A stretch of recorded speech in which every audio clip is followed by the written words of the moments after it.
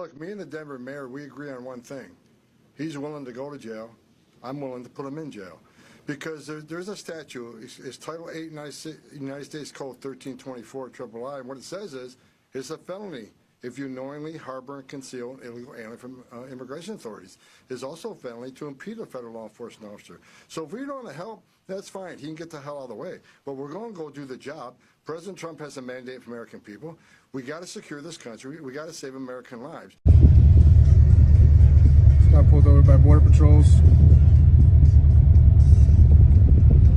Hey, how you doing today, guys? How you doing? We're all U.S. citizens, sir. What's the reason for you to pull me over? U.S. Border Patrol to immigration inspection. Yeah, what's the reason? We're all U.S. citizens. Is everybody U.S. citizen? Yes, we're all U.S. citizens, okay, sir. sounds good. Yeah, I had you going in and out of these lines. No, I wasn't going. I was doing the same thing. You. I was doing the same thing you were doing. And I was behind you, and you're going about 100 miles an hour. We're breaking no laws. Okay, yes. No federal laws. Okay. All right, so can I see your identification, please? I am a United States citizen, sir. You could have a wonderful day. All right, sir. Okay, no, sir. I'd like to see your identification, please. I am a U.S. citizen, sir. I do not need to show you any. No, I do not, sir. No, I am not, sir. Yes, you do. No, I'm no. Do you have any weapons in the vehicle? I do not have no weapons in the vehicle, sir. Okay, I don't want to have this confrontation with you right now. You have kids in the back. I understand that, sir, so but I saw you. We were all driving regular. You got right behind us. Driving regular at 100 miles per hour. All of us were driving at 100, including yourself, sir. With children. Included. We were not driving at 100. I'm gonna tell you that right now. You. We were at 80. We were between 83 and 93, and that's what everybody's doing. That's how fast I was going. And I was behind you. Sir. Okay. Sir. That is not breaking no federal laws. Sir, that is not breaking no on the road right now. That is not breaking no federal laws. Sir, you were doing the same thing, sir. Can I see your identification? You were doing the same thing, sir. Can I see your identification? Sir, you were doing the same thing, sir. Can I see your identification, Have a good day. please?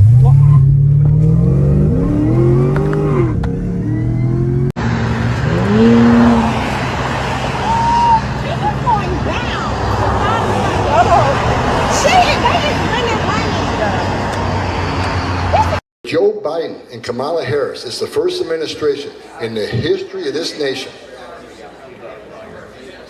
who unsecured a border on purpose. This isn't an accident. This isn't incompetence. This is by design, folks. They open it, and people say, why? Well, they obviously perceive a future political advantage, thinking maybe they're future Democratic voters. Oh, don't say that. Don't say that's a racial statement. That's a great white replacement theory. Call it what you want. There's got to be a reason to unsecure the border. They think many of these people can be Democratic voters, but they don't even have to get there. Because when Joe Biden signed 94 executive orders killing everything we did, that gave us the most secure border in my lifetime, he also overturned the Trump census rule, which these millions of people that are released in the sanctuary cities across this country will be counted in the next census. Which means what? More seats in the House for the Dems. They'll own the House forever. This is what they want. They sold this country out for future political power, and to me, that's treasonous. There's no other excuse for it.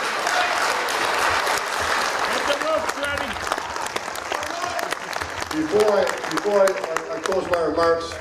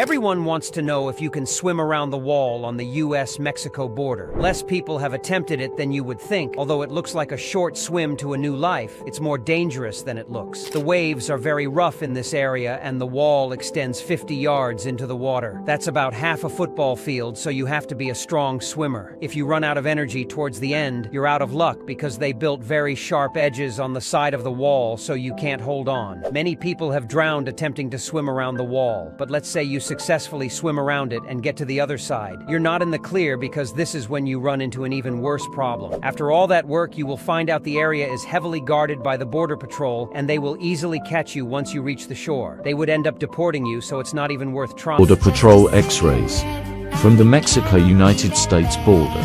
A living human in a suitcase. From the Mexico-United States border. Multiple people inside of a box truck. You'd find a lot of condoms alongside the river, and I would interview the women or ask them, why do you have birth control? Why do you have condoms with you? And then their response is, well, if we're going to be sexually assaulted, at least we have protection. We can ask the man, at least, wear a condom to either prevent a pregnancy or a sexually transmitted disease. A lot of women, they're traveling with their children, on their own, and they'll carry condoms with them, and they'll be traveling in groups of people. They'll be looking for some type of safety, so they'll look to the men in the group, say, hey, well, if I stay with you, will you take care of me? And they don't have anything to give them, so they offer themselves as collateral.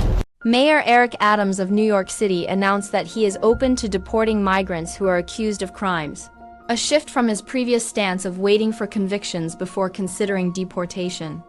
He cited the case of Bernardo Castro Mata, a Venezuelan migrant accused of shooting 2 NYPD officers, as an example of someone who should be deported. Adams expressed a willingness to work with the incoming Trump administration's border czar, Tom Homan, on addressing deportations. While Adams has traditionally supported compassion for migrants, including undocumented individuals and dreamers, he has been more open to adjusting sanctuary city policies when migrants commit serious crimes. Right now, cities along the southern border are bracing for a massive migrant caravan making its way through Mexico. As many as 2,000 people have crossed into southern Mexico as of Sunday, and they say time is of the essence. They're part of a group called God Guides Us and represent several different countries, saying they are afraid of asylum changes under a new president come January, worried that this is their last chance to get into the country. I want to now bring in Vice President of the National Border Patrol Council, Chris Cabrera. Chris, thank you so much for your time. What are you making of this surge 2 weeks before Election Day? Well, we usually see something similar to this every election cycle. I mean, usually it starts quite a bit further out, but usually every time there's an election cycle, the fear of the unknown plus the marketing by the smuggling organizations leads to a pretty good jump in traffic. So this isn't unique to the Biden administration right now, this specific surge 2 weeks out. You see this every 4 years? Well, we see surges, and maybe not necessarily 2 weeks out. Usually it starts a little slower and comes on gradually. But one thing we have noticed with the Biden administration is when they come big. And, these are the largest groups I've ever seen in the last 4 years. So it's going to be an interesting one to see how it plays out. But, yeah, hopefully we'll be prepared enough when it hits. Yeah, hopefully. So what intel do you have on this God Guides Us group in terms of who they are, where they're coming from? There's not much intel that we have on these groups. To be honest with you, though, we don't pay too much attention to these groups coming across. We see groups like this quite a bit. It's unfortunate that stuff like this has become the norm under this administration, but unfortunately, it has. Large groups of, hundreds crossing at any given time, caravans of 2,000 or 3,000 at a time. I mean, it unfortunately becomes a normal thing.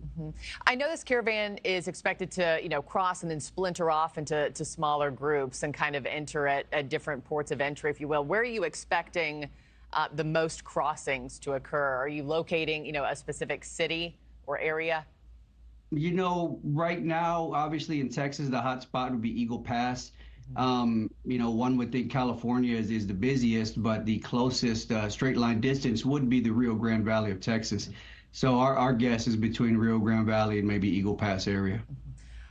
The Border Patrol Council has obviously endorsed Trump. If he were to win on November 5th, take office come January, how long would it take for him to undo everything that the Biden administration undid? It seems like realistically that would take a long time to get chaos back in check. Or, I think just by name recognition, when he took office last time, things slowed down immediately because people knew that he was serious about what was happening, and the effects were almost immediate. This may take a little longer because it is in a lot worse shape than what he inherited last time. But I wouldn't imagine it would take all too long to start feeling the effects of some of these policies that are going to get put back in place. Chris, I know that DHS reports that unlawful crossings last month fell to 54,000 migrants. That's the lowest since 2020. Is some progress being made? Well, the numbers have shifted, and DHS is kind of hiding the numbers. And when I say that, I mean, it used to be Border Patrol numbers were the high mark, and the numbers coming across the bridge with the customs guys were the low end. Now the numbers seem to have flip-flopped. However, DHS is disguising those parole numbers. They're letting people in under this misused parole system, and they're not counting those numbers towards the actual amount of illegal crossing. So the numbers are higher than they're letting on. They are a little bit lower than, say 3 or 4 months ago, but better than bad is not necessarily good. Yeah, fair point. Well, we're going to stay on top of this caravan every day at News Nation. Please keep us posted as this God Guides Us group continues to move.